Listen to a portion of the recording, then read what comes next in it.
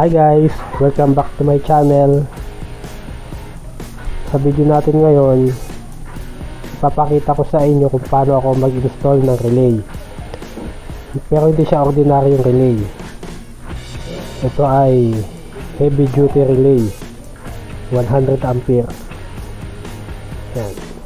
Nabili ko siya sa Lazada, worth 200 pesos. Kaya ngayon susubukan natin kung maganda ba ito. Yan. So nakikita nyo, yan, binuksan ko na itong sitwasyon ng ano ko ngayon sa ilalim ng tangke. Ito ang itsura nya.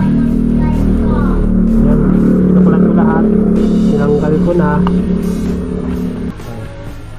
At yung sa mini driving light ko, yan. At yung sa voltmeter, yung wire na to, naka LED light na rin ako. Kumbaga hindi na siya stator, battery operated na yung headlight ko. I-rewire ko ulit ng mas maayos kasi yan. Ngayon, ito na mga kasigma, pinag-backclass ko na yung mga harness. Ay, di naman binaklas, tinanggal ko yung mga sakit sa harness. Yan, ito yung main harness natin. 2,000 years later. Alright mga kasigma, ito na ang ginawa ko. Ayan.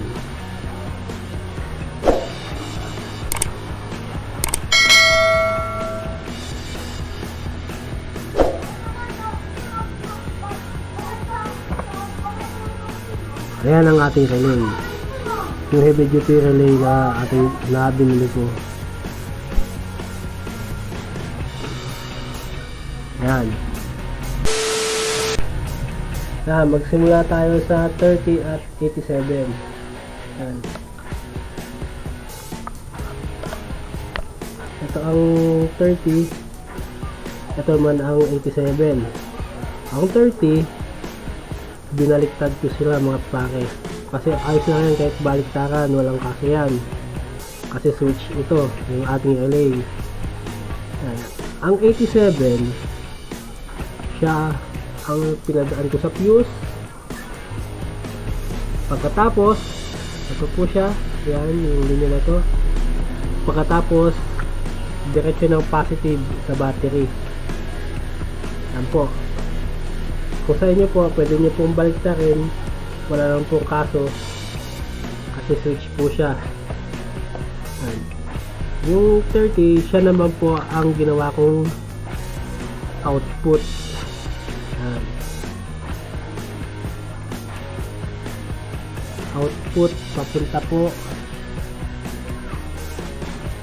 dito po siya, papunta sa ilaw po natin. Ikinabit ko po siya sa ating headlight, high and low. Pagkatapos balik po tayo ulit dito sa ating relay. Ito naman pong nasa ilalim 85 and 86. Yung 85 po, nakita po nyo po niya, ito po siya. Tapos nakakonect na po siya sa ating ignition switch dito po, nasa ilalim po nito, o nasa tinatakpan po nitong goma na to, yung ignition switch na naka connect dito sa ating isian. At ang huli naman po niya, yung 86, nilagay ko naman po siya. Ito po yun, 86. Naka-connect po siya sa negative ng ating battery. At dalawa pong linya yan, naka-body ground din po siya. Yan po ang Salit ko yung aking relay. Ngayon po ipapakita ko po yung diagram niya para mas malinaw po, kasi doon po sa diagram po natin nakikita kung paano natin nag-arrange yung dalawa nating relay, ito at ito. Tingnan po natin ang kanyang output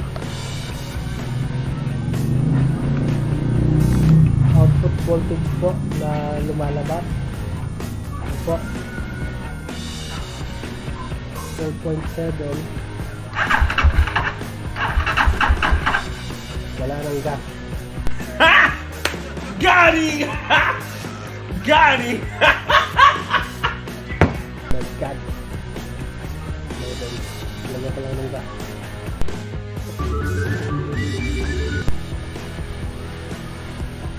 Ito po 12.7. Wala nakakabit lang po sa aking SSI voltmeter at new driving.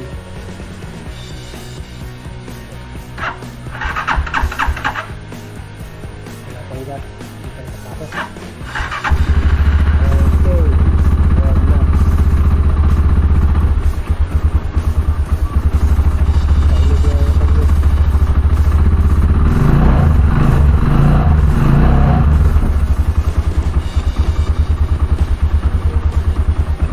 Munang mino.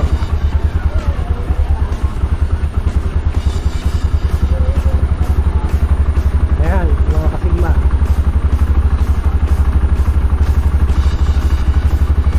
Tinas ko ng bagya ang minor niya para hindi mamatay. Ayan. Ayan, naglalako ng ano.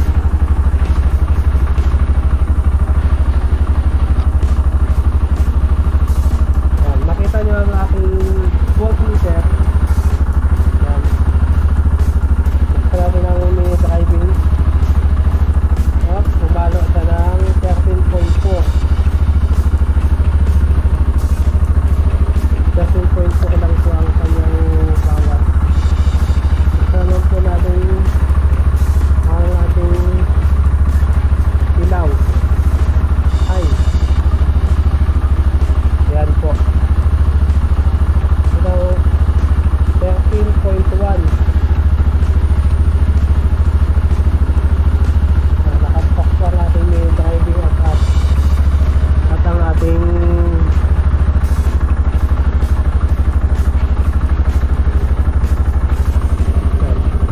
ito lang natin yung mino.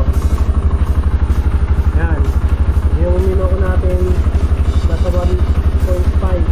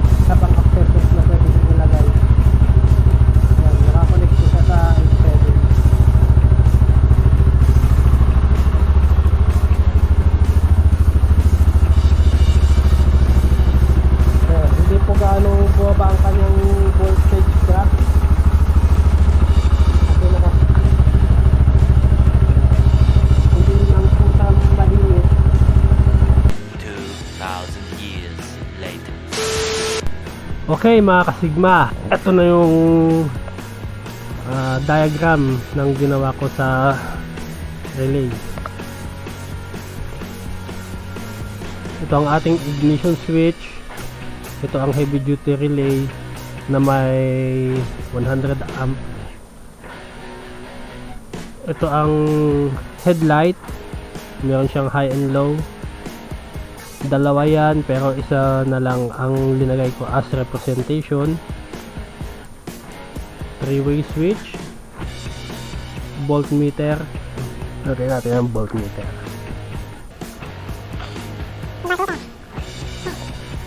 voltmeter, at yung battery natin.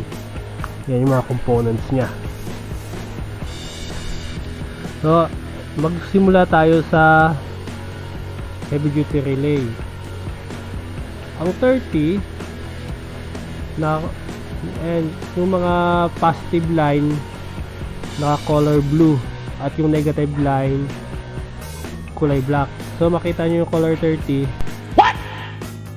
ay yung number 30. Yan, dumaan ng fuse tapos sa positive.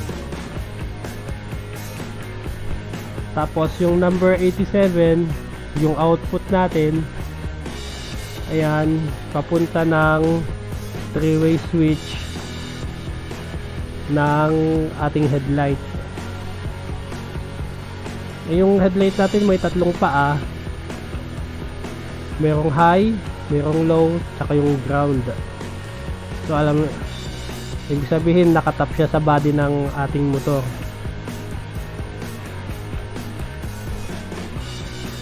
Tapos ang nagsilbi namang trigger sa kanya, ito yung 85, naka-connect sa ignition switch natin.